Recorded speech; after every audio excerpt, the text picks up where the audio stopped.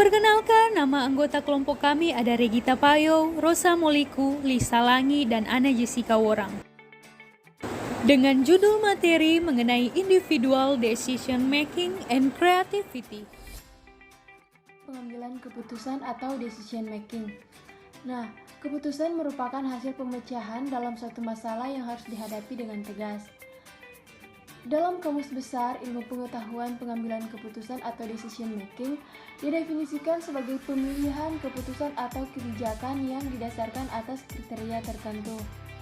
Nah, dasar-dasar dalam pengambilan keputusan di sini menurut George R. Terry menjelaskan dasar-dasar pengambilan keputusan yang berlaku antara lain yang pertama intuisi, yaitu keputusan yang diambil berdasarkan intuisi atau perasaan lebih bersifat subjektif, yaitu mudah terkena sugesti, pengaruh luar, dan faktor kejiwaan lain. Yang kedua yaitu pengalaman. Dalam hal tersebut, pengalaman memang dapat dijadikan pedoman dalam menyelesaikan masalah.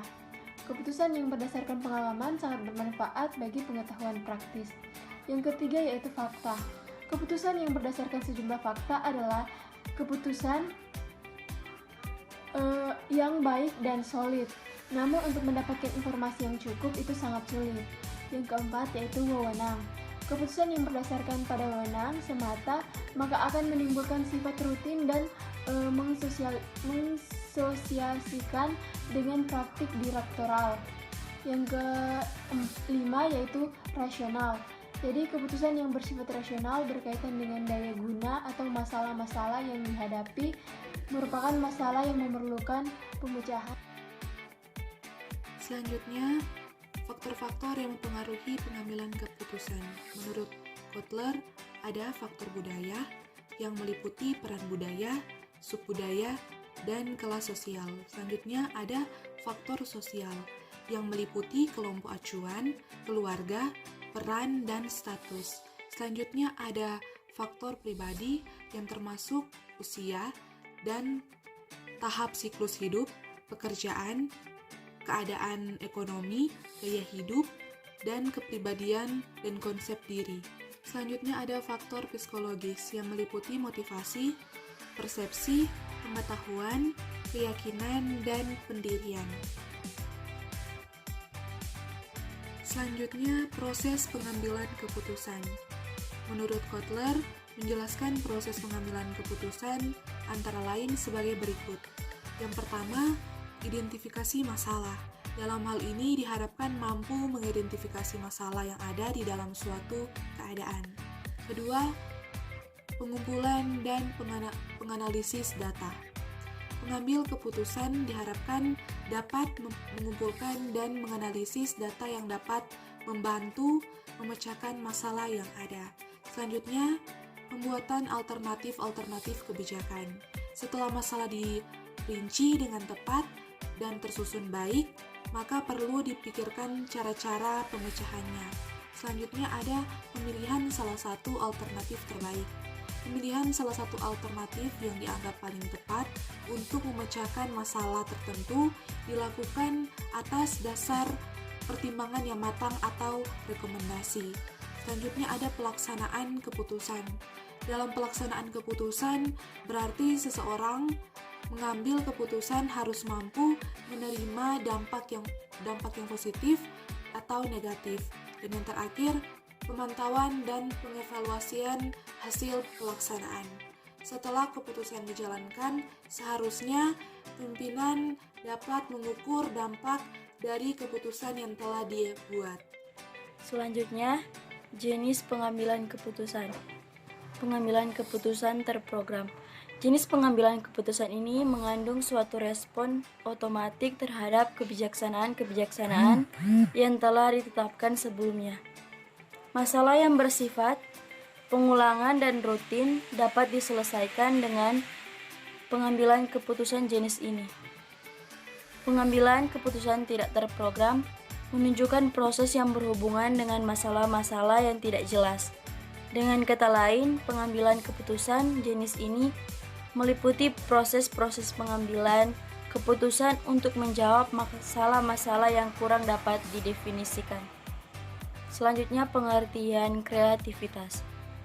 Kreativitas adalah suatu pola tingkah laku siswa yang aktif, memiliki keingintahuan yang besar, yang tidak bisa diam dalam suatu hal, serta dorongan untuk berkembang dalam diri sendiri maupun orang lain.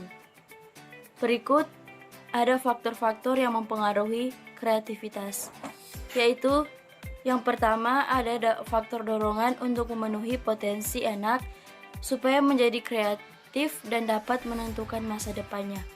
Yang kedua, faktor sarana yang harus disediakan untuk merangsang penelitian dan eksplorasi pada elemen yang penting. Yang ketiga, faktor lingkungan keluarga dan sekolah harus dapat mendorong kreativitas dan dapat memberikan panduan untuk membuat remaja menjadi kreatif. Dan yang terakhir, faktor kelebihan dan pengetahuan yang dapat mengembangkan pikiran yang positif. Faktor waktu hal yang semacam ini dapat mengembangkan ide yang ada di kalangan remaja. Selanjutnya ada ciri-ciri orang yang kreativitas. Yang pertama, mudah beradaptasi.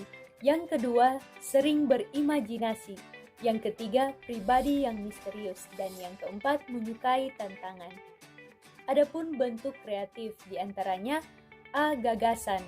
Gagasan adalah salah satu bentuk kreativitas yang dapat juga mewujudkan dari berbagai ide dan gagasan untuk mengatasi masalah yang ada. B. Ide. Ide adalah salah satu bentuk kreativitas yang dapat menghasilkan ide yang unik sehingga dapat juga menciptakan solusi yang baru pada kehidupan di masyarakat. C. Produk. Produk adalah salah satu bentuk kreativitas yang dihasilkan sehingga terjadinya proses untuk memenuhi kebutuhan dari konsumen. Berikut ini adalah beberapa contoh dari kreativitas. Barang bekas yang tidak dibutuhkan bisa digunakan untuk sesuatu. Contohnya, membuat pot bunga dari bahan plastik bekas. Kemudian, ganti barang yang rusak yang tidak dapat diubah menjadi sesuatu yang baru dan dapat digunakan. Contohnya seperti menghasilkan lampu dekorasi yang rusak. Selanjutnya ada mengubah bahan alami yang tidak digunakan menjadi sesuatu yang bisa digunakan. Contohnya tas unik yang terbuat dari daun kering.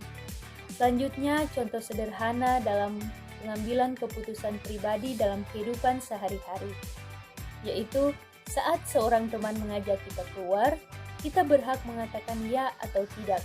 Selanjutnya, disuruh ibu untuk memilih lauk yang tepat untuk makanan hari ini. Thanks for watching. Bye.